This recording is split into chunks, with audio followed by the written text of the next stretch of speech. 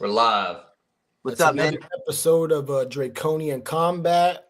We have our guest Adarius Diamond, aka Afro Samurai, back with us. A fan favorite, to be honest. He's been on the show before. People like him. We mess with him. We're all active on the Facebook community together. But we're just gonna, dive into some things concerning his career, how he's feeling about his next fight, his last fight, some guys in this space he might have an issue with. He can touch on that if he wants to. But really, we just want to, it's a check in for Darius. And we want him to be able to communicate to his fan base, to the people who mess with him, so he can let them know what's going on and things of that nature. Got my co host, Michael.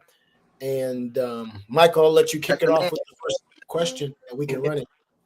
Hey, All I right, just want to Adarius, thank you how guys. you doing, man? Let me thank you guys for letting me come on here and speak to everybody and just be a part of the show. So thank you guys for that. Yes, sir. Thank you. And Michael, did you want to kick it off? Yeah, go ahead and give us a little update on how your career has been going. I know you're fighting for Fury FC, correct?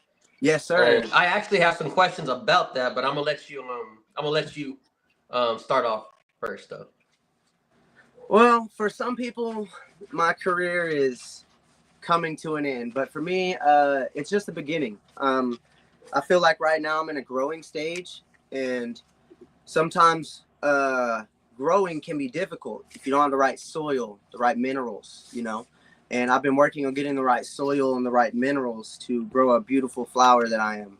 And yeah, I just feel like I'm in a growing point, and I just feel like that's where I am. I have 3 losses right now, but they don't really feel like losses to me. Yeah. They feel like challenges that I stepped up and took, and I don't like to out people or promoters or what, but my last few fights, man, these are people who people don't want to fight, and I don't say no typically, Mhm. and it's not a pride thing. It's more or less, I love increasing my chances of winning, whether my back is against the wall or my foot is on the gas. I just want to increase my chance of winning. And the only way to do that is to fight people. If you don't fight people, then you can't win or lose, So that's just where I am. I'm in a growing stage. It's been rough, but I'm growing. No, and I think that's you kind of mentioned the circumstances that you're taking these fights, right? Yeah. And so you just fought, if I'm not mistaken, short notice, right? Yeah, 10 days. Well, like 9, but yeah, 10. Got you. And Fury FC, or was your last one on Fury? Yes. And I think Fury is connected to the UFC. Yes. So Fury, LFA, they kind of have those UFC connections. And so, for you, it's like, let me give myself a shot to be on these platforms. And so you and you're an amateur right now, right? Yeah.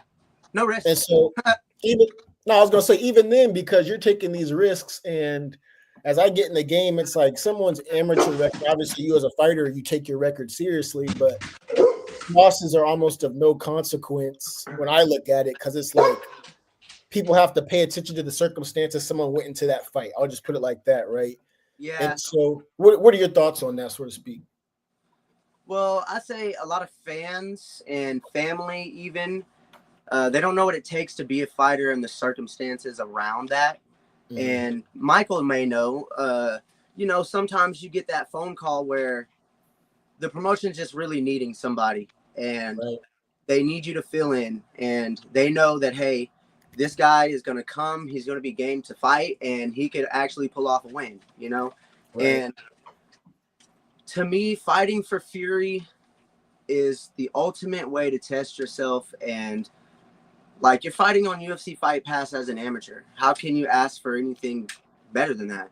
It doesn't get better. And of course, you're not going to be fighting these fights where you're A side, right? You're going to be B side, because they don't operate in that capacity.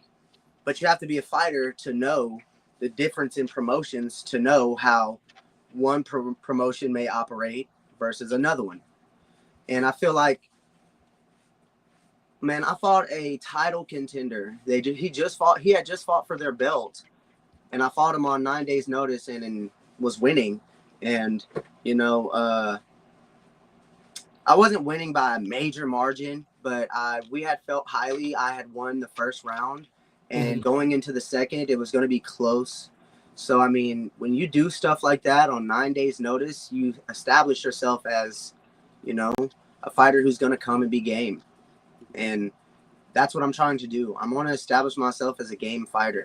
Everyone says to me all the time, "Oh, you're beating up bums. You're this. You're only undefeated because you were fighting bums." Well, now I'm fighting top people, and they're still fighting bums. So what should I say to them when they say that you're losing, bro? I'm fighting on one of the top platforms in the United States, not just Texas, the United States, man. They had the first ever.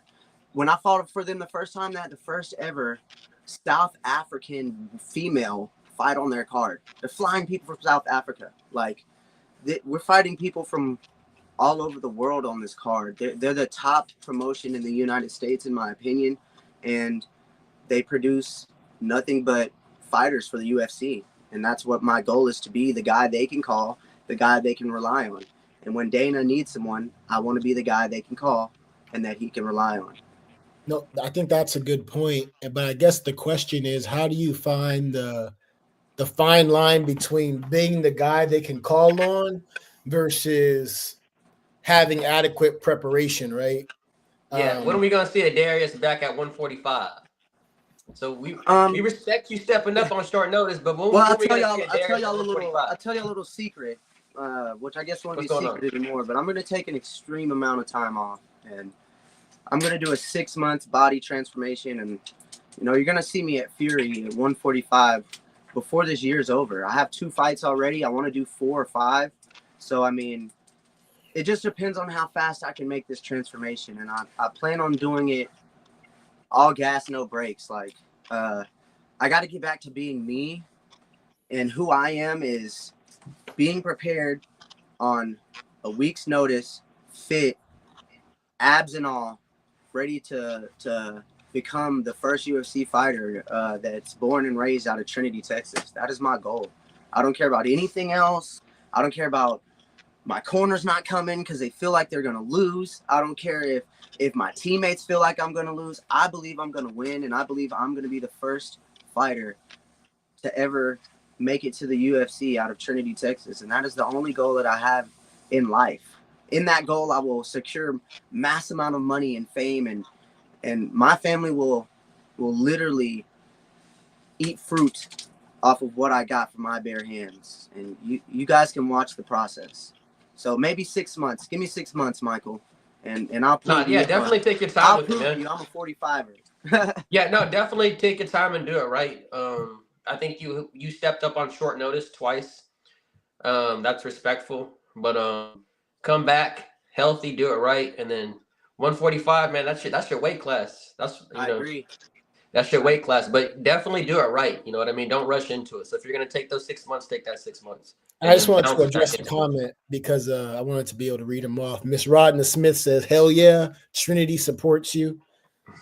First comment. Shout out to Rodna Smith and Tim Smith. They run Back Porch Bar and Grill, and they've been supporting me all my fights. And when I need some stress, I get to go fish on their lakes. And when I need some good food, I go and eat at their bar. And when I need a comfort zone to just go and play pool with my uncle, shoot some slots and stuff, we have an amazing atmosphere at the Back Porch Bar and Grill. And anybody that lives in Trinity, I suggest you guys go there.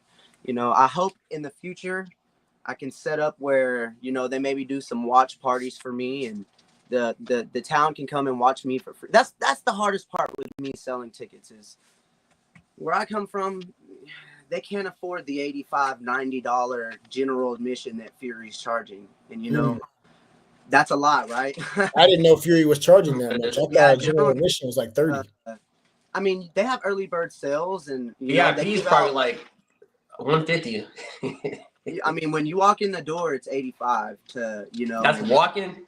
Yeah, and I think the table is close to $800,000, something like that.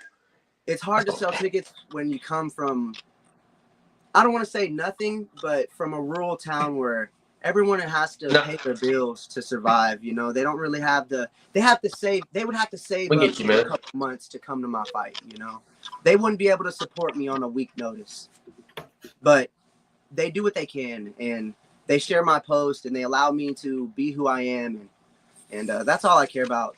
And I thank everyone in Trinity for just allowing me to be who I am. I'm abrasive and quirky sometimes, so.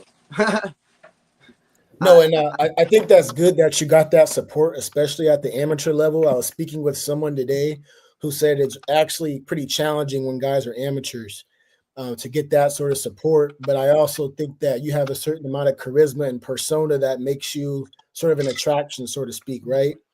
Even if we're not looking at you in the cage, even outside the cage, I think that persona invites just good energy. But to your point, you know, I didn't realize they were charging that much for tickets. That sounds like UFC prices. We're not taking shots at Fury. They charge what they charge. But, those are the cheapest tickets. Bro. We're fighting on UFC Fight Pass. They got a lot of obligations, brother. And you got to understand, when I'm fighting in the UFC, I mean, like I told my wife, these ticket prices are only going to increase the better I get, the better promotions I go to. It's, you know, Fury's the top in the United States, so it's not going to go over that. But you know, you go to a UFC Dana White Contender Series, you're looking at 150, 300 a ticket, and you're sitting way up in the nosebleeds. You know, it's just only going to get harder to have fans there, but it's going to get better for me fighting. You know, I think I disagree with you from this perspective, because I think on that platform, it's easier to have fans because you're on a bigger platform. I just think that, you know, finding those loyal supporters who want to pay for those ticket prices, so to speak, that may be more challenging. But I think at that level too, people are like, Adarius is following through with what he said he was going to do. You've already taken that step to Fury, which is a step closer to the UFC, regardless of how anyone wants to look at it. I'm a matchmaker now, so I kind of know the path that people take. And that's the path, regardless of what anyone wants to say. Fury, LFA, those type of platforms. And so you're already in the mix. And I guess me and Michael's concern is you just keep taking short notice fights. I know Michael what are you doing? Michael be getting mad at me, bro. He be getting mad at me. I really like him though, like, cause he's like my bigger brother. He lets me know, like, bro, I don't know if you're being smart right now. And you know, I'll tell him, like, but what if I win? Right. But what if I win? You know what? But I mean, you're also right too, because this is amateurs. So it's all just experience too. And if you're getting a hard fight like that in amateurs, I mean, it's all practice. I think though, like once you go pro, that's when short notice fights, you really got to think about them. Like, do they really make sense? But I'll give you that. It's the amateurs, so I mean, have fun with it. You know what I mean? Hey, I'm gonna guarantee you, the only short notice fight I'm taking as a pro is if Dana White, Mick Maynard, or Hunter Campbell calls my phone. There won't be any short notice as a pro. You have to give me 6 to 8 weeks, and I'm not coming for no less than a good amount. You know, all these people offering 500. I'm not bringing my 25,000 social media viewers over to your fights at 500. That's not doable for me. That's a small increase from my travel right now. So I'm looking for those big fights. And I think Michael and I think Harry, he's a matchmaker. He can understand when last time you guys talked to me, I was undefeated and I was knocking people out, and I wasn't taking any risk in the fight game. I was fighting people I somewhat knew I would beat, you know? And I took the Maddox fight, and I didn't know if I was going to beat him. And after that fight, I kind of just realized, like, it's better to just fight the best people you can. And fights you don't know that you're going to win are the ones where you beat yourself. And there's challenges your body's creating and your brain is creating. And when you start taking these fights that scare you and you go and you do it, your body beats those challenges that you've created. So now for the next time, they're not there. You've beat it. I'm gaining XP, brother. I'm Yeah, in a nice video game and I'm gaining XP. And I may that's a not good have way. beat the level No, I was last gonna time, but go I ahead. got XP.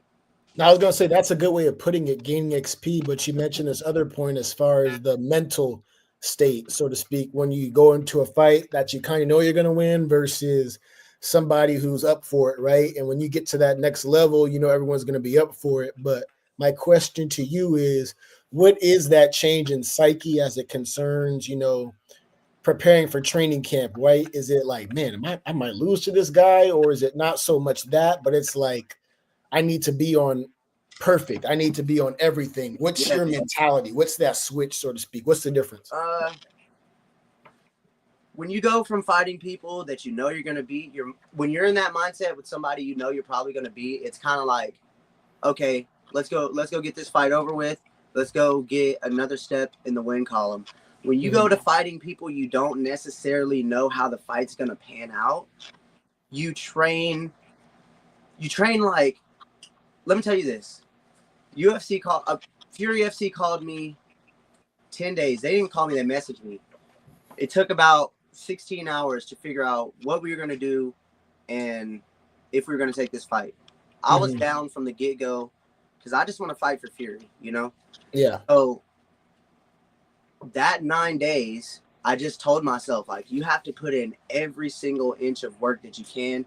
There's no slack. There's no breaks. You just all gas every day. And you only have 9 days, right? So you have to tell yourself that you've been preparing and you're better, right? If you start telling yourself this kid's better than me and I don't know if I'm gonna win and all this other stuff, you're not fighting two people. You're fighting yourself, you're fighting your opponent. Why don't you slim it down and just fight your opponent and lie to yourself as much as possible, because the tongue and the brain doesn't know when you're lying. They just act on what you speak. And I like to speak that I'll win. And I know that my chances of taking these short notice fights are highly likely I'll lose. But in my head, it's highly likely I'm gonna win. Like, I don't know I can't explain anyone else's mental. My mental is. I was gonna say this because you're bringing up something that I think that's interesting, though. It's kind of the metaphysical aspects of fighting. And you kind of said lying to yourself, right? And I think what you're kind of getting at is sort of your subconscious brain doesn't know the difference between the truth and a lie, in a sense. Yes. So I can convince myself I have a full head of hair. I don't, but I can trick myself into thinking I do, right? And walk around like I do. And I can say it jokingly, but I think that's a great point you mentioned, because you're speaking about literally the power of the tongue, so to speak. And I don't care if anybody thinks we're crazy. I think there's depth to that. And so can you go a little bit more into that as far as sort of tricking yourself sometimes? Is it tricking yourself, or is it more convincing yourself? And what I mean by that is it like lying to yourself? Like, I know I'm going to lose, so let me lie. I think it's just believing in yourself. But you gotta keep whatever doubt you have in your brain, you gotta tell it to shut up, and then eventually, you just start to believe in yourself. I think that's kind of what Adarius is going through. I mean, what he was touching on. I mean, my first go-to always is training eliminates doubt. When you don't have the time to train, the truth of it all is, like, when you don't have time to train, you have to rely on yourself. And as you said, like, go into depth of that mindset. There's no depth for me. I'm a fighter, right? And when I get on the phone and I call my uncle and I call my sister, you know what they tell me? Fighters fight. You need 5 minutes to get ready to fight somebody. If we were in the streets, it'd be 30 seconds and you'd be ready to throw down, right? That's my mindset towards every fight. But I know that I'm a skilled fighter now. I'm a trained fighter, that I'm a dangerous person. So I tell myself, I'm just as dangerous as him. If he can head kick knock me out, I can head kick knock him out. I've trained the same way he's trained. Maybe not have had much preparation, but I've done the same things, right? And in preparation becomes belief in yourself, right? Right. So taking a short notice fight, you have to already be in the state of mind of believing in yourself. I'm already in the state of mind of believing in myself. So when these people call me and ask me to cut this weight and make this fight, I don't for a second think this is going to be, I'm going to go get knocked out for a travel check. I don't think that. You know what I think? I think this is what I asked God for. I asked God every single day as a kid, as a teenager, I want to be a fighter. Yeah. Who am I to get angry at God or family or team or coaches and be selfish because I don't get a win? I just asked to be a fighter, right? Right. God is blessing me with the opportunity to just be a fighter. And that's all I want to be. And I don't complain about wins or losses anymore. I used to, and I troll people because I'm bored. And I hate Maddox, but I don't really care if about him, and I don't really care if about me. I care that we just both keep fighting, because the blessing is fighting, right? I pray Cody keeps fighting. I pray that my friend Kendall Lewis would come back and fight, because I believe everyone should experience what it's like to be a fighter and test yourself. It's not always about winning or losing. If people don't believe in you because you lose, then they never believed in you in the first place. And I believe in me, and I'm going to lose, and I'm going to win, and I'm going to do dumb stuff like take short notice fights because I asked God to be a fighter. I didn't ask God to be a winner or a loser. I just asked him to be a fighter. Winning and losing is a part of the sport. Are you going to cut this weight? Are you going to show up? That's what it's about. It's not about beating everyone.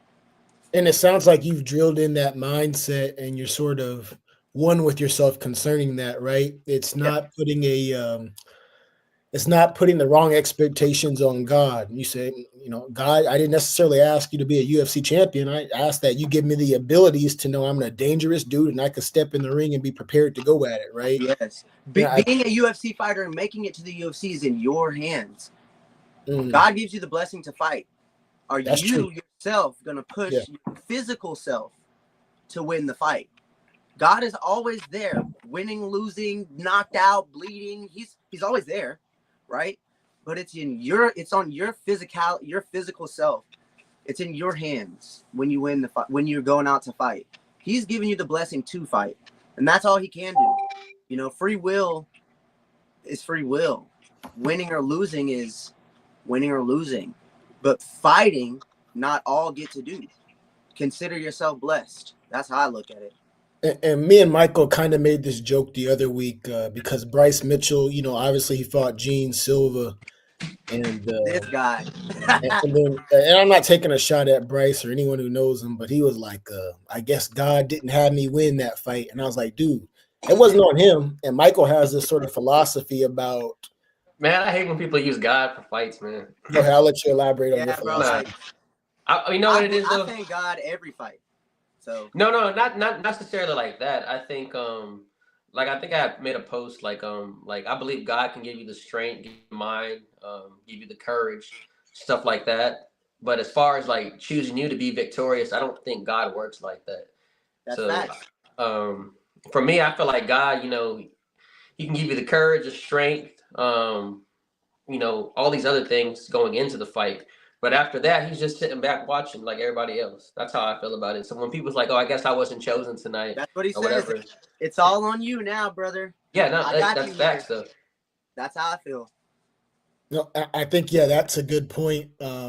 And I'm not trying to hate on Bryce, but it's just funny when he said that, because the whole time he's accusing Gene Silva of being like the devil. He's saying stuff like she's a demon in my dreams. I was like, dude, bro. I was like, and then if you go lose to him, how does that look? What? I will say this: I met Bryce Mitchell, and he's a nice person in person.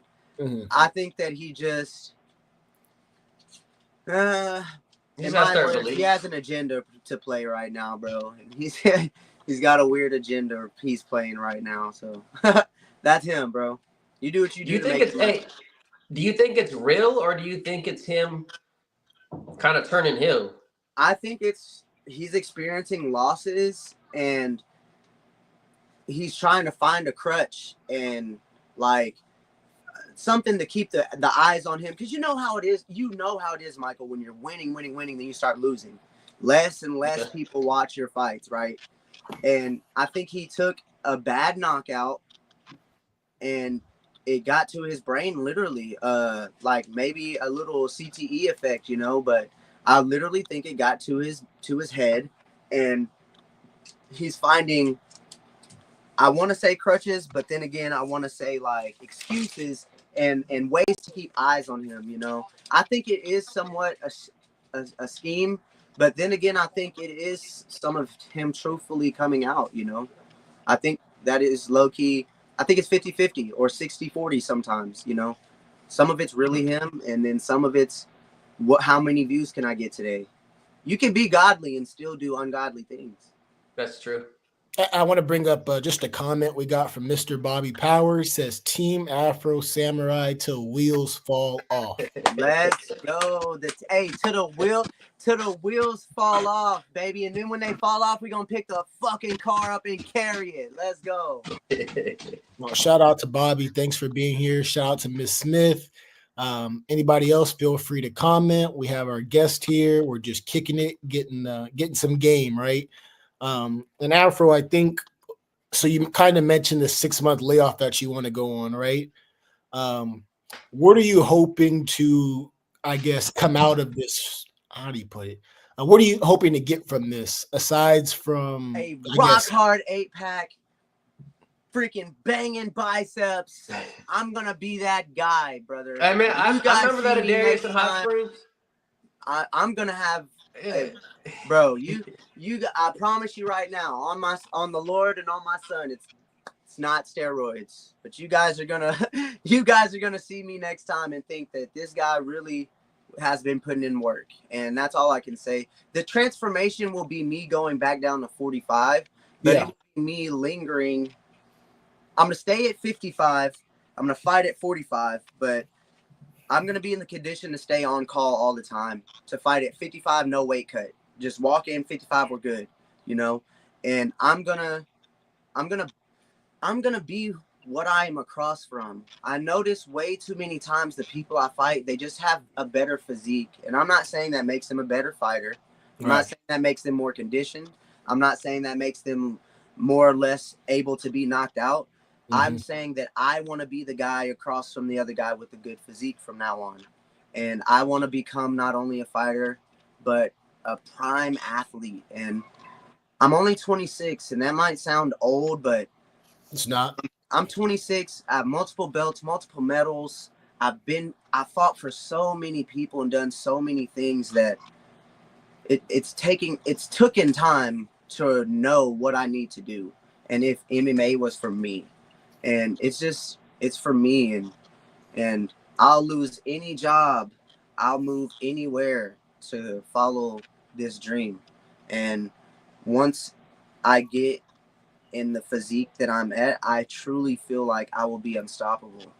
I went through so many mental challenges fighting Cade on 9 days notice.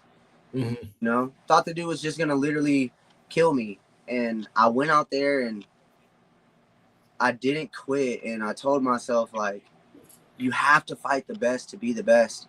And I went out. I was having a phenomenal fight, and I learned that it's way better to go out there and give it your all than to start out at 50% and then try to work up, right? Or start out at 0%. And then as the fight carries on, you start work. No, go out there 100%, 100%, 100%, and your chances of winning increases, right? So I just want to be a better fighter, better physique, better cardio, better everything. I want people to not want to fight me like everyone else doesn't want to fight everyone else, you know? I just want to change my body for the better. That's really it. 6 months is not a long time. It's a very long time for me. I mean, as you guys know, I fight 3-4 times a year regardless. You know, I need time to heal. I need time to, you know, do other things. Take some jiu-jitsu matches, take some boxing matches, and just grow. I'm in a very good position Fury told me no matter what, I have a home with them. They know I'm taking this layoff. It's not like I'm surprising everyone in that direction. They know I want to take this transformation time, and they're going to be generous and allow me to do that, and I'm grateful for it. And I will go back and fight for them like I've been doing, you know, full time. And I want to fight for Fury full time because it's the ultimate way to test myself, is it not? No, I think you're right. And you kind of mentioned this point. We can kind of jump back on it. Not even necessarily concerning Fury, but in general, right? Concerning the right opportunities presenting themselves. And so you kind of mentioned, and as a matchmaker, I see these fight purses now too. So I see the 500 versus the 1800, right? And so, Who do you think they're bringing there to win, brother? right. And let's talk about that, the A side, B side sort of thing, right? And it sounds like you've been coming in as the B side. And when you come in as the B side, I think that promotion. Every single fight on my record, you can promise I'm B side, brother. Bro, Michael, let me ask you. You think that my 11-second knockout, they brought me there to win? Probably not. That was on no. Definitely not that one, because that was short notice too, wasn't it? Yes, that was 7 days, right? Yeah. 7 days. And let me listen. Let me say this.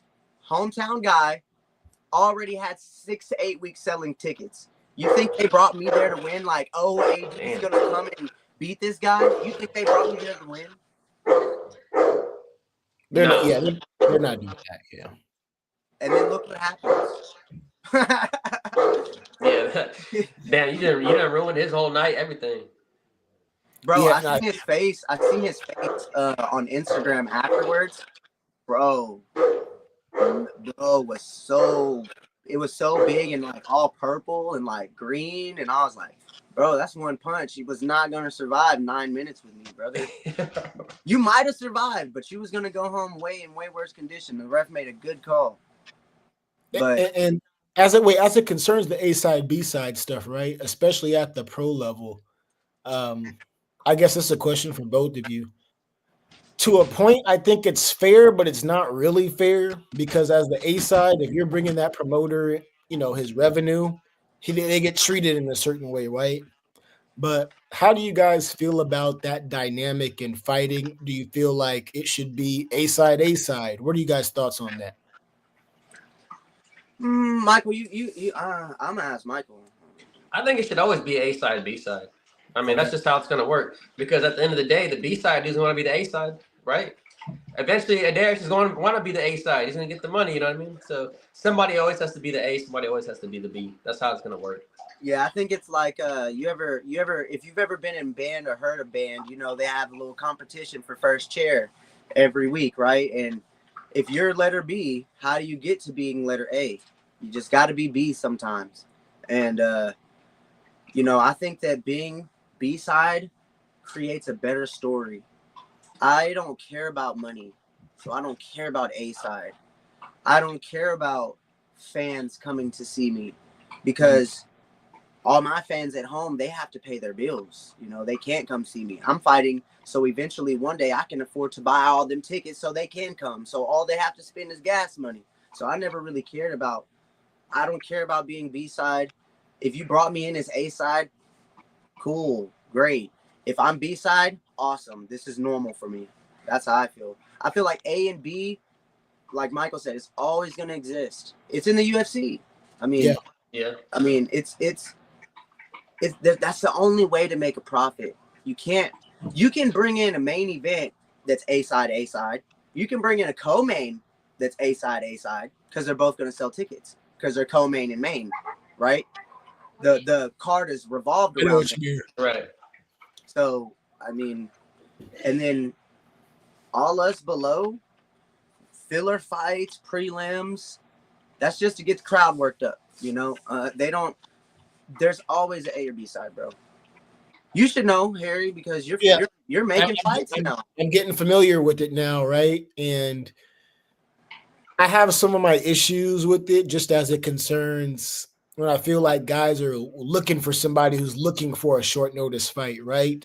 But it's up to that B-side fighter to be prepared and know that they're the B-side to an extent. I'll say that. But I feel like you can level the playing field, and that kind of introduces a good point because you think about Taporia versus Islam right now, right? And this whole situation where you have Islam who says, I don't need to fight Taporia. And Taporia is saying, I'm not fighting Islam. I'll just sit out. And so it's like, who's the A side? Who's the quote unquote alpha? And in my mind, it's still Islam because he's the champ of the division and you're moving up, Ilya. Now, Ilya. How many times has he defended? Right. Like, let's be serious. I mean, he got the belt. He's always going to be A-side. Anyone who got the belt going to be A-side, bro. Anybody got the belt going to be A-side. No matter amateur, pro, this promotion, that. If you got the belt, you're A-side. Like, always. Taporia needs to fight Gaethje. Fight Gaethje, you beat Gaethje, you get title shot. Bro, I'll tell you right now. Taporia probably is going to end up fighting Islam. And if not, bro, you know how much money Taporia got? He can afford to sit out, brother. Hey, I heard about some of his contract situation. I think it got mentioned on the show. He's maybe made up to, without sponsorships, I think maybe at least 3.5 million up to this point. And you know, he's got man, I'm trying to think. He's got some businesses over there cross country. Right. And he's got constant income, bro. He's the Conor McGregor of Spain. Yeah, no, I agree. And I think a lot of fighters are becoming a bit more business savvy. I think Sean O'Malley, having his own weed, stuff like that. I think Ty Tuivasa did the same thing. Just saying. Oh, is it? Trash, bro. He got you to pay for it, I though. would want to see O'Malley get beat up again. Lame. I wanted to see the fight again. I just don't want to see it that soon. How much do you change in that amount of time? I mean, but, bro, you know what I hate about the UFC? I feel like we watch so many of the same fights. Y'all could be giving so many other people the chance to be in the top 10, fight for the belt, that we don't know what type of superstars are out there because there's so many fighters fight. Man, we didn't see Dustin and Gaethje fight so many times. We didn't see Holloway and Dustin fight. I'm tired of seeing. We didn't see so many people fight each other so many times. Lightweight's the worst with that shit. Adesanya stint. Israel fight all the same people back to back to back to back to back. Back to back. It's like the Anderson Silva era, back to back to back to back. A few contenders every now and again. John Jones is the only person to fight. Different person, new guy. Different person, new guy. But that's because Dana White wanted his ass out of there. Dana White. What I was gonna say, but that's because they don't really like him. He's not really a good draw for the sport because of his extracurricular activities outside of fighting. But I did see Dana slap his wife, so you never know. So yeah. I don't think the issue with John Jones is his extracurriculars because Connor's into that stuff, and I'm not trying to bring up these guys' business. We saw Dana, so who's he to say anything about extracurricular stuff? But to your point, I think he has to say something about it because that's what looks good for the company. Man, he started slap. Yeah, he started slapping. Hey, look, that's how you ease it over. That's how you ease it over. We were practicing. That's what we were doing. We were demonstrating. We were pitching that night at the club to some investors, and we were demonstrating what we were pitching to them. I guess I don't know. And that's a funny point because I don't know the UFC business. None of us do, but we kind of get certain peaks here and there. But you look at something like Power Slap. I don't watch Power Slap. I watch the Contender Series, but I don't watch Power Slap. And I'm trying to figure out how that can be a sustainable business. You also have the UFC saying that I guess they're parting ways with ESPN. Well, I think that's such a bad move. Ooh, I think it's such a bad move. Go ahead. What are your thoughts? What if we don't have to pay for pay-per-view no more? I wasn't paying anyway. How are we gonna? I'd never pay. I'll hook y'all up. I got you, Michael. But anyway, me and Michael I'm just talking like in general. Like, what if people? What if they strike a deal? So all you gotta do is pay fighters would be making $15 a month for Netflix. If you own Netflix, you get free pay-per-view. That's okay. But what I'm saying is this, right? Think about that. How well did Jake Paul's event do with the whole Netflix? That was the first event, though. That was the first one, and since then they had. I think they haven't established themselves enough as a streaming platform to be able to go as big. Bro, we're talking about the NFL, right? Okay, cool. No, I hear what you're saying. We're talking about the UFC from different nations, millions are watching. You got to have the support on you got to have been established yourself as a streaming platform, because there's things that ESPN has as a streaming platform that I promise you Netflix is not going to have. Some type of equipment, some type of computer, some type of something that makes their streaming better that Netflix is going to have, because it's not something that they are professionals in. I think they thought that through, though. I think they thought that through. I mean, if we don't have to why bring sports on your platform if you can't compete with ESPN? So I think they thought that through. I think they failed the night of Jake Paul and Mike Tyson.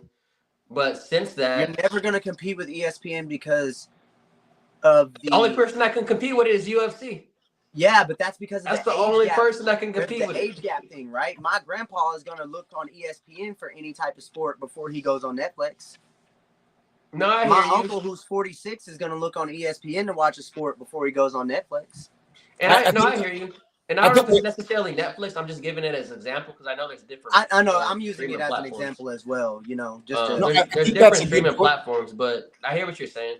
I think that's an interesting point, though, about the accessibility of fighting, and I think that's what you're getting at, right? Yes. Your grandfather, your pops, it's going to be easier for him to watch an ESPN prelim than it is for him to see those prelims on Netflix. Especially if he hasn't tech savvy or right. Maybe never had a Netflix account, so now he's got to go through all the drama, and he might not. It might turn him this way or that way when he has to put in all his email and all that. You know, right? There's too much. There can be too much friction in the process of trying to log in, things of that nature. And hey, even 1 second. Go ahead. Edit Block Venture says, "What are we talking about?" So we're talking about UFC parting ways with ESPN and finding a different streaming platform. Go ahead and continue, Harrison. My bad. No, but I was going to say that's a good point as it concerns the accessibility of fight events.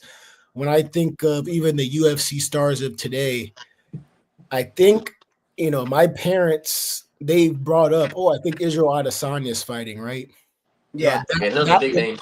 That will come to mind because there's a certain star power he has. They still aren't going to know a Topuria or Islam, but there's something about Israel that he has, which makes him a star. That's not to say Topuria is not a star either. I believe Topuria is, but he's obviously based in a different market, so to speak, being Spaniard, things of that nature.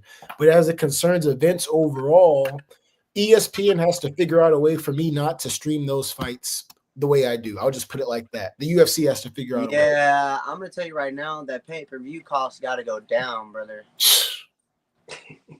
But, bro, they got to keep up with the economy. And, you know what I don't even understand? We as fighters in the beginning make $0. Or like you said, first pro contract might be $500, right? Right. How are you broke making 10-10?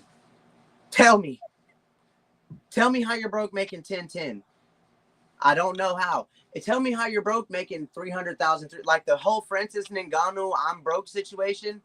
I'm gonna tell you right now. There's no way I'm making 10,000 to show, 10,000 to win, and I'm broke in a year, or I'm broke before my next fight. There's no possible way. And throw a $50,000 bonus on that. How are all these fighters going broke? And I'm gonna tell you right now. I think Dana is generous because it's better on his taxes when he pays fighters a little bit more, right? When he done the $300,000 bonuses, that was a great night for Dana. He gave away $300,000. That's gonna he might get some money back. You see what I'm saying? I hear what you're saying, but I disagree in as so far as that. I think he can raise the 10-10, right? Because that's about what you're getting paid to be a debut in the UFC, 10-10. But which is going to be a lot more than any, lower tier promotion, right? But 10-10, I think at that level though, because you have guys like Pantoja, who I think was driving Uber as a champion or like a contender. I'm like, what?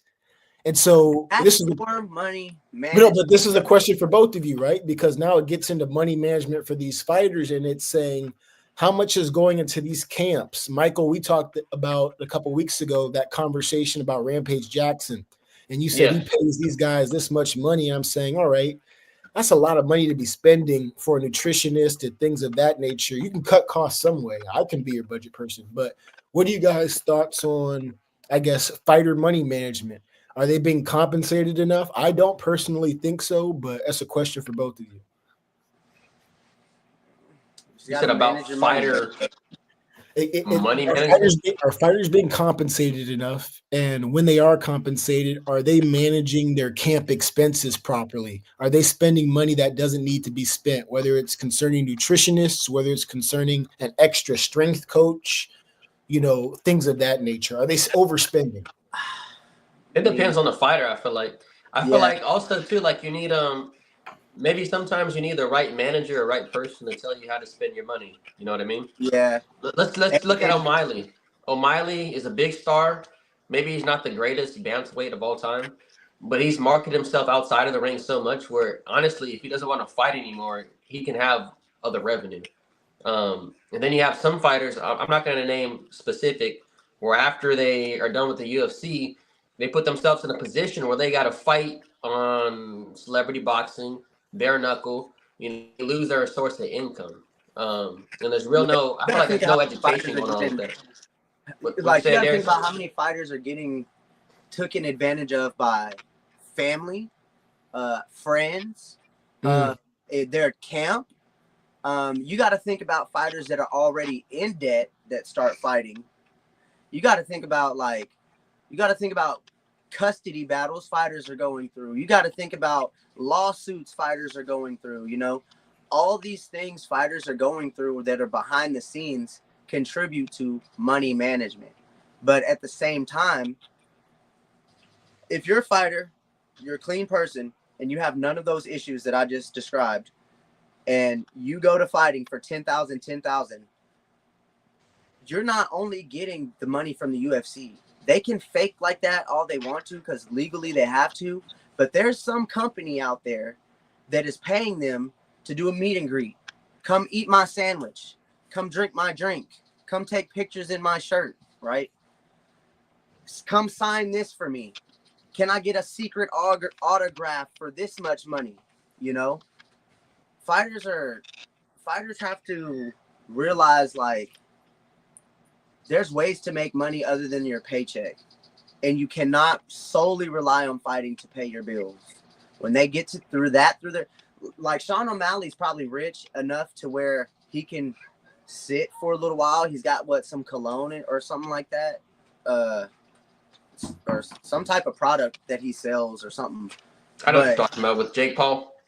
Yeah, him and Jake Paul, I think they have a collab and they sell the winners or some type of cologne some type of product. Like, when you start going in those directions, now you're starting to manage your money better. But if you had done that in the beginning, you wouldn't be just now doing that.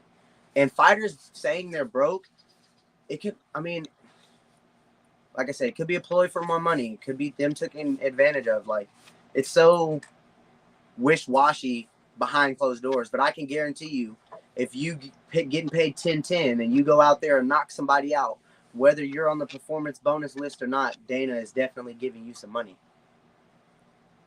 And you brought up a good point concerning management, family, different things fighters go through. I think what they have most direct control over, even then you guys can speak to it more than I can, the way you deal with your manager, right? And so I'm looking to get into management. I actually talked to somebody who's, Jackson Wink guy. I'm not going to put his name out there, but we spoke today and we're talking about, purses and things of that nature, what a manager should be looking out for on behalf of his fighter, whether it be his travel, medicals. Bro, in the beginning, don't take nothing, bro. Well, no, wait. To your point, that's what someone told me this morning. He said, Harrison, should you sign your first fighter? He said the first 2 fights, don't even take anything.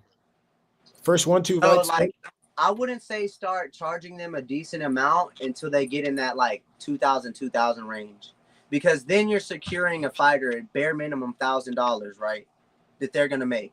$1,000 is a lot of money used in the right direction. And if this is maybe your second pro fight and you're on 2-2, you're doing something right. You're coming out undefeated as an Emmy. And I don't know who you're talking about specifically, but anybody's gonna want a Jackson Wink fighter to fight for them. It's Jackson Wink fighter, and you just really have to. You as a manager, you're gonna bite the bullet on a lot of fights, bro. You got to be ready to bite the bullet on a lot of fights, but also you have to be prepared to not get overwhelmed when you get that one fight that you've been waiting on that projects not only your fighter but you in the right direction. And it might not be a money fight. It might be, hey, we're gonna fight for Dana because they called us, whatever. He's like, how are we gonna get there? You're like, I don't care. I'm footing the bill. We're gonna get there. And then from then on, he's like, man, this manager's riding for me, and I'm gonna do my due diligence when I get paid. And let's talk money, right? If I get you to this fight, win or lose, I need my money back. Just the money back that you spent, right? And then from there, you build a good relationship with your fighter as a manager. Me and my manager have a great relationship, and that's key. That's key, right? She doesn't keep me from fights. She doesn't keep me from fighting. If I need food, I get food. If I need an Airbnb, I get an Airbnb. If I need a ride, I need a ride. If I need, because she's understanding that the ultimate goal is just making it to the UFC, and that not only is she biting the bullet as a manager, the fighter's biting a bunch of bullets too. Like, me and Michael ain't getting paid. We ain't getting paid. So how are we going to pay our manager, right? So our manager's looking at me and Michael like, man, this dude's going through a lot to make it through this fight. As a fighter, they just want someone to be there that's going to make sure they're not getting screwed over in the end, that can comfort them. It's not necessarily about money, bro. I'm listening to what you're saying. Just don't operate in the money capacity aspect. Operate in the fighter relationship aspect, and you will be good, bro. Money will come. Just operate in the respectful, hey, how do we get a good relationship? And then the money will come, bro.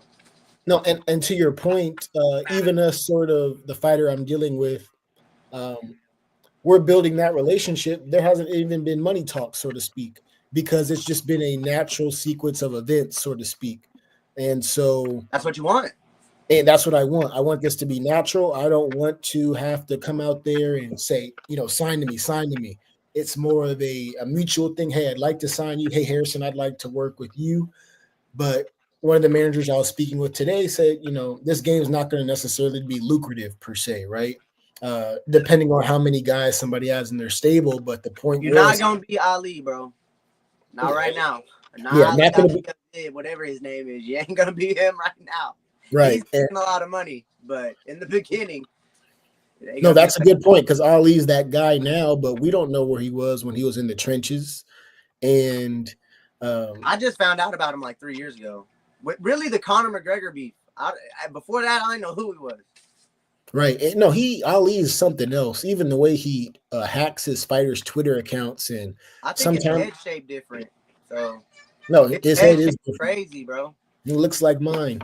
And he'll log into Magomed Ankalaev's Twitter account. I'll say, Magomed doesn't talk like this. That's Ali. He'll jump on Islam's account. Talking about squaring up and shit. Yeah, squaring up like that. So he didn't say that. He's an interesting guy, to say the least, and I'm not getting into his business. Don't be that manager, though. Right? Yeah, I don't want to be that guy. That's a weird relationship. That's different. Yeah, he's moving on a different type of time, but he's successful and the guys trust him, though, which is kind of your bigger point. Obviously, he's doing something right to where they trust him with the money, getting those situations, travels, all that type of stuff. So I hear what you're saying. It's you're not, going in for the money grab. It's let me build a relationship with this person that's genuine. From there, then they can trust me to have their best interest for their career. But then you also mentioned sort of footing the bill for certain things. Hey, you kind of, as a manager, might have to take the brunt of something. The fighter does too, but you kind of have to take it on his behalf to make sure that he can get where he wants to get, whether it's the UFC, whether it's a Bellator, PFL, or whatever. I don't know what happened. But Michael, did you have any thoughts? I know sort of like your dad's in your corner, right? Your pops kind of served as your manager in that relationship, so to speak. No, but I did have a comment I wanted to go off of. So yeah, Edic Block Venture says multiple streams of income is any man's must have. And there's a fighter right now where I've really been seeing him hustle. And he just announced his next fight, and the way he did it was a video he created. The UFC didn't create it. He made his own video, and basically it was like he's a hitman. He's getting these little envelopes saying who's next. It's his past opponents. The recent one he gets. Which fighter is this? So the recent one he gets, he opens it up. It says Usman. Objective. It says objective assassinate, reward title shot. Joaquin. These fighters aren't marketing themselves like that. I mean, it takes a little bit of creativity. Maybe you don't need to be that creative, but you have to do something beyond the point of just showing up and fighting. And then when you start making money, you got to figure out, like Edic Block Ventures was saying, multiple streams of income. You got to figure out how to make your money grow and stuff like that. I brought up Buckley because he's a bro. He don't finesse himself in a title shot. He's gonna fight Usman now. No, Buckley has talked himself into good opportunities. He's done a better job. I feel like he's projected himself. I feel like he never would have got to be in this position if he wasn't talking shit to Razak Judo Thunder. I mean, taking fights that are risky. I feel like he would have never been in this position. No, that's a good point. I think not everyone has to act out of character, though, because if you're not a trash talker, you're not a trash talker. But at the same time, there are ways that you can market yourself the way Joaquin's been doing it. Even think of somebody, you said Marab. Yeah. Marab took a comedic way. Yeah, Marab went the comedic route. He's not necessarily corny, bro. You said what? Marab sucks at being corny. You know, but that's what feeds into it, right? Because he does the corny memes. You have someone, even the fighting nerds, the way this has shaped itself, so to speak. Hey, the fighting nerds are funny. You seen that analysis they hired? That's crazy. The data analyst, correct? Yeah, I heard it. I saw the video. That is crazy smart, bro. That is crazy smart. And bro, that's a bad money move. No, but to your point, even Alex Pereira, I think Izzy catapulted him to star power to an extent, but he sort of took on this comedic route, not being able to speak English with the skits and stuff, but he did something. If we go back further, we go to Colby Covington. He turned heel. That was his route, you know. He just turned heel. It is what it is. And so the gimmick is kind of run dry to this point, but I still understood what he did from a business perspective. And so I can appreciate that. But Dewan was on the show maybe 2 weeks ago, and said guys aren't doing enough to market themselves at this amateur level, much less the pro level. Guys just aren't. It doesn't even have to be crazy work. I'm putting in that work though. Hold on. No, that's not at you. It's not at you. But no, because I was saying even another day, I was saying about Dave McIntosh. Every day you see a post from Dave about his sponsor. Facts. He has like a babysitting sponsor in Texas. I might send my baby to Texas and I'm in California. As much as he posts about that babysitting, the tax people, stuff like that, right? And that's what I'm saying. So I'm gonna get my taxes done because right, I'm gonna go today, right? They done post five posts about this tax place. I'm gonna get my shit done. But he's done a great job, and making 500, you got to do that, right? No, that's a good point. Especially at 500. That's, I'm not gonna say that's not money, but it's not a lot of money. So you need sponsors, and your sponsors have to trust you to put them on the map, so to speak. Yeah. What are your thoughts on that, Darius? I think sponsors should understand that we can only market so much, we can only do so much, and that if you're giving a fighter like $150 to market you, bro, it's gonna be some Facebook posts and logos on the clothes. What do you expect them to do with the $150? But if you give them like $500 to $800, okay, now we can go pay a radio show like $250. Put your shit on the radio, and then like this, like, you know, it depends on how the sponsor sponsors you has a lot to do with how they get sponsored, if that makes sense. You know, if you can't give a fighter $150 and expect a premium gold package and tickets and like, you know, you got to pay like $300 to $800 to get some good marketing from any fighter, And if you really want to go the big route, then you contact the promotion, you put your logo on the cage, and then you can see that a real sponsorship for something like that's like 10 bands. No, you're 5 right. bands. And so go ahead and you can choose. Spend 1,000, spend 10,000, spend 10%, spend 100%. It depends on how you want to be sponsored, and fighters can only do what they have with what you give them. And the sponsorship isn't supposed to be purely money for them to market you. It's supposed to help the fighter train, and it's supposed to help the fighter eat food and get shirts with your logo on them. And the more sponsors you have, the better your fight kit's going to look, the better camp you're going to have. And people don't realize that AMI fighters need, and I can't stress this enough, need sponsors. If they cannot continue to go to fights without sponsors. Most people who quit fighting are fighters who can't get any sponsors because it becomes like Michael, picture you got a fight. It's 3 hours away. No sponsors. You're not getting paid travel. You're getting a hotel only. You still have to eat. You still got to cut weight. You still got to make it there, and you still got to drive home, and then you don't get a check, So you're putting yourself in debt to follow your dream. You know how you get out of debt? Hey, this guy gave me $200. I'm going to use his $200 to make it to the fight because he believes I'm going to win. There's no guarantee I will. That's the thing. Sponsors also have a big misconception. They don't like to sponsor losers. They don't. When you start sponsoring winners, you get so used to sponsoring winners that you're really lucking out on people who make it to the UFC because in their AMI career, they take some losses. By the time they're pro, they have it all figured out.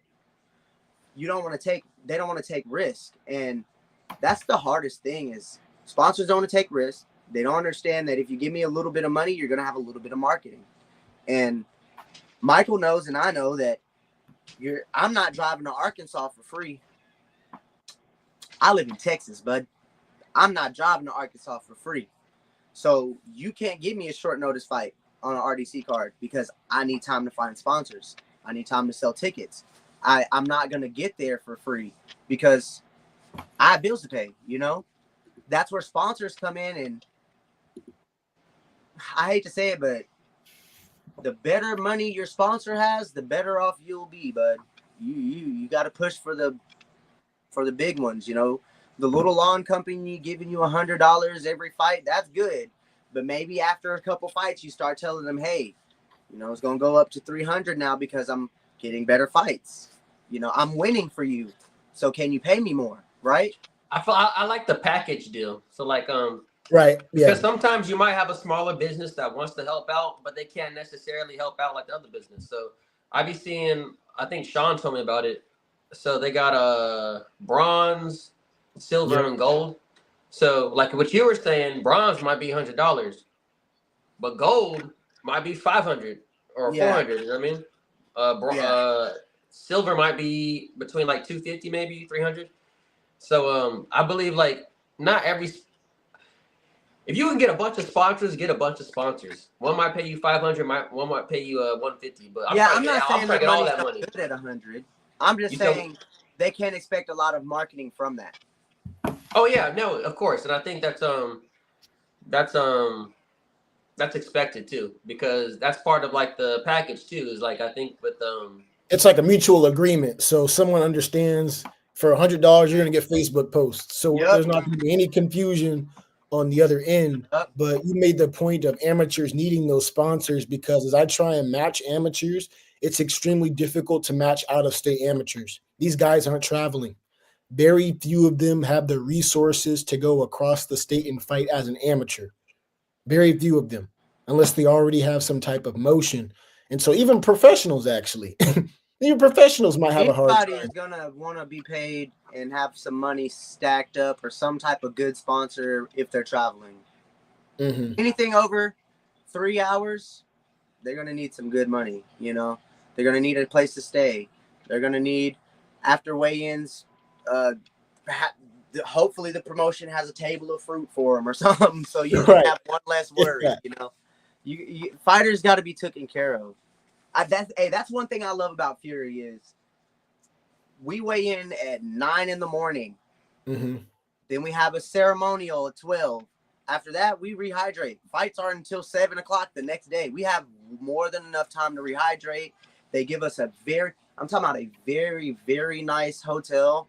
They check on you. You good? Or you need anything?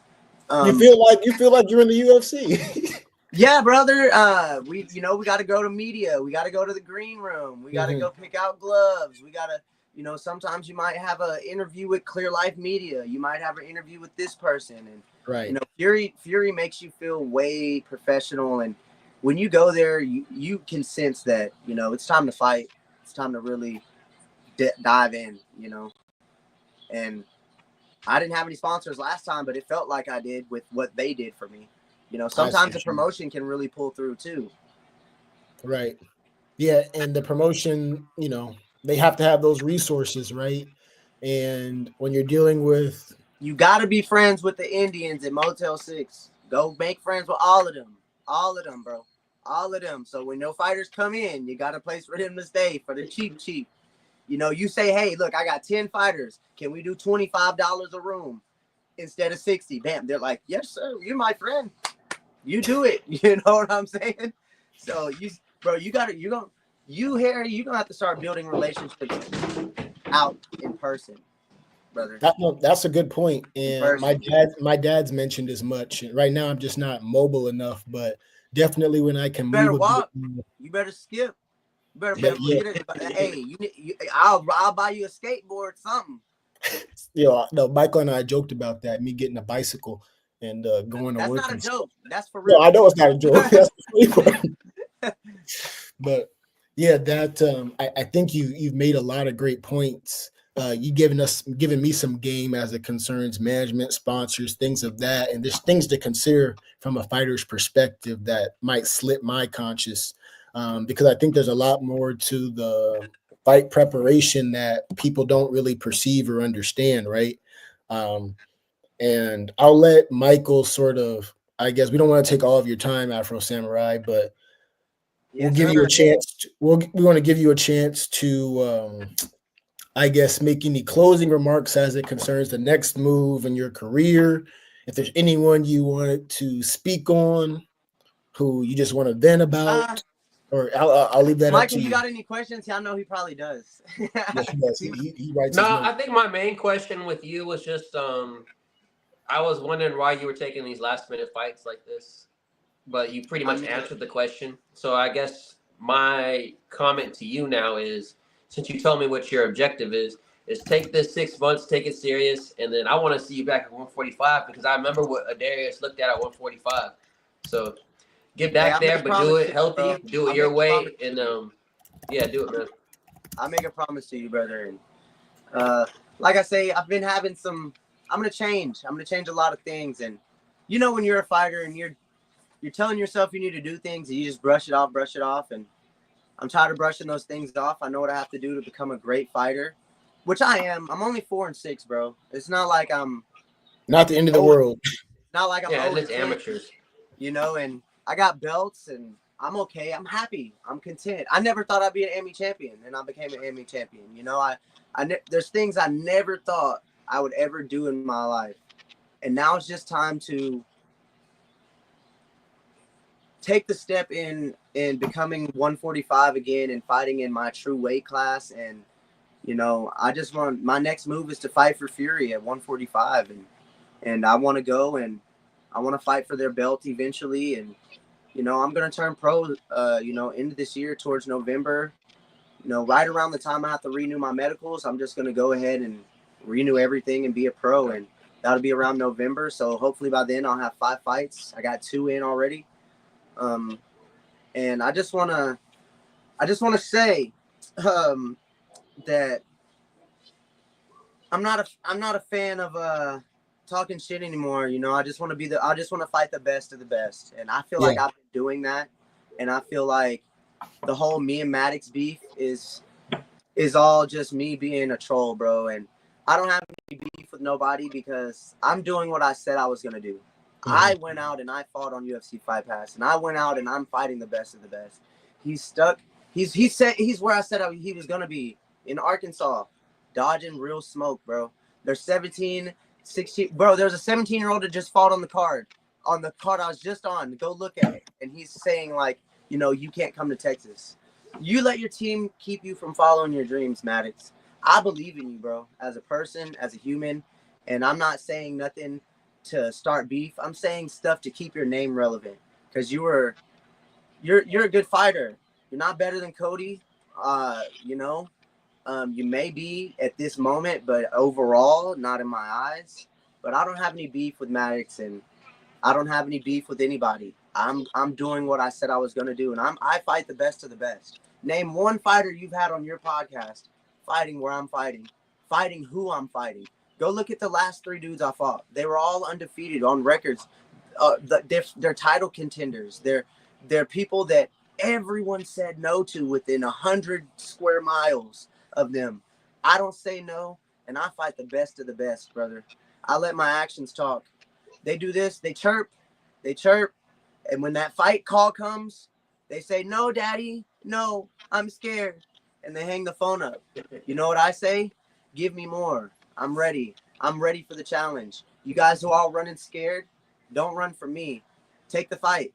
Go out there and believe you're going to beat me, because I want to give you one hell of a ride. I want you to be so fucking confident on your best. I want to fight the best version of everybody, and that's my goal. That's what I'm going to do from here on out. I'm going to fight the best version of everybody. I'm going to train my ass off, and I'm going to get rock hard fucking abs, and I'm going to knock people out, and I'm going to be the first UFC fighter out of Trinity, Texas. I promise you that. And if nothing else, I'm going to be a damn good fighter for the rest of my life, and nothing's going to change that. And no one's going to keep me on the shelf. No one's going to keep me in the back burners. I'm always going to bring social media attention. I'm going to sell ample amount of pay-per-views. I'm going to support my city, and I'm going to support my team. And I'm always, always, always going to go out there and do my flips and say fuck you when it's time to say fuck you. And right now I'm just saying fuck you to everybody, and I'm fighting anybody and everybody. Anyone right now, Gavin, Cincenaros, anybody from Main Street, anybody from Austin, anybody from Tent Plant, anybody from anywhere, I'll fight you, bro. I don't not care if you came from the bottom of your grandpa's fucking boot and you're dirty as shit. I'll fucking fight you right now. And that's the only motion I'm moving in. That's the direction. The direction is fight anybody, fight everybody. And who be the first one to knock me out? I ain't been knocked out yet, so who's gonna be the first one to knock me out? That's what I want to see. Who in the U.S. gonna knock me out? Fucking nobody. I promise you, nobody. And I'm gonna prove it. I'm gonna make a promise to you, Michael. In 6 months, you'll see a new person. You'll see a new type of demon. And like they're running scared right now to fight, they'll be running scared from me. I'm gonna get back in that win column, and that's it, bro. I'm just all gas, no brakes, and everybody's gonna be amazed to see the new me. And the Afro Samurai is gonna be the same, just better. Same but better. I don't know how to explain it. It's like going to eating at the same place, but the food gets better. It's always gonna be like that, bro. And Afro Samurai, one thing I do want you to know is we aren't going anywhere. So in 6 months, should we still be here, you have this platform for you. Hey, y'all do a wonderful job, bro. Y'all are doing an amazing job letting all the fighters come and do face-offs for free and letting people express their feelings, and you guys are what we as fighters depend on. Let me say that again. We depend on people like you and Michael to give us a platform to speak on, so everyone can learn this side of it instead of just watching the fight, instead of just watching the loss, instead of just watching the win. How did all this transpire? It's a good story to tell, you know. And even then, we don't have to wait 6 months. I'm sure we'll tap in before then. So I don't want to get it twisted, but you know that you do have a platform. You know, man, I need to jump on. I have an announcement to make. You know, you let us know you have this platform available to you. But what I will say is your last couple words that you said, that's going to make a good YouTube short and Facebook short. Thank you. Afro Samurai, he's coming back with a vengeance. Just give him some time to get abs. And I think, Michael, I'll let you sign out. But we want to thank you again. We appreciate it because it's a mutual thing. We can only provide a platform really if the fighters jump on. So we need the fighters, and it works that way. So we thank you, and I'll let Michael. I'm gonna share. So you Yeah, guys, we're gonna be. Don't worry, we're gonna tag you in plenty of posts. We don't. Michael has a thing where he doesn't want to seem like he's overbearing, but he will. Michael, Yeah, will I'm make always sure gonna ask for tags, collabs, every everything. day, bro. And Every I understand day, if you can't do it, every but if you can do it, I appreciate it. But I'm always gonna ask. So, hey, you know me. I'm riding with you guys till the wheels fall off, bro. It's ride or die over here, and you guys have an amazing platform, and you guys allow me to express myself, and I don't have to be filtered, and it's good not to be filtered. Yeah. And, it's really good to be not filtered or told what to say and how to act and how to be. And yeah, that's what we pride ourselves on. We don't want to censor people, or we want it to feel like you're at home, so to speak. And so you guys are a great home to be. I swear, it's like being at like have you guys ever seen that TV show? The Foster's home for like weird giants or something like that. I haven't seen it, but I know what you're getting at. Yes, brother. I love being the weirdo, so you know me. Expect a lot of things to change, and it'll be a lot because of what Michael said. And I like making promises, keeping those promises. And I promise you, Michael, I'll change for you, brother. And I'll take those 6 months more serious now because you said so, you know. And you're a smart person, so. Yes, sir. We appreciate it, Adarius, aka Afro Samurai. He will be back with a vengeance. Michael's gonna sign us off. Come on now. Come on now, bro. I'm already getting there, bro. Get out of here. I see you guys so much, man. Thank you. We're signing off. Michael, go ahead. Yeah, so me and Harrison are in high demand now, so we'll start pushing out more episodes for the fighters, because they're asking. So we're gonna have you on sooner than later. So yeah, look forward to it, bro. Look forward to it, and we actually have a show right after this. So. Yeah. Hey, y'all get to it, man. Y'all are busy. Y'all are making. But we're going to. But we're gonna have you back on soon. Like, there's no more waiting. Yeah. There's no more pushing fighters back. Oh, you gotta wait. We're booked. You gotta wait. I'm on y'all's we're gonna fit everybody in now, man. We're gonna make it work now because we're higher demand. We're gonna make it work, and we can only do this because of fighters, so we're gonna work it out now. If that means 3 to 4 episodes a week, that's what we're gonna do. So, hey, but thanks, bro. Thanks we appreciate you. We're gonna have you back on soon. And this is Draconian Combat, episode 64. Adarius Diamond. All right, man. All right, we're out, bro. We out.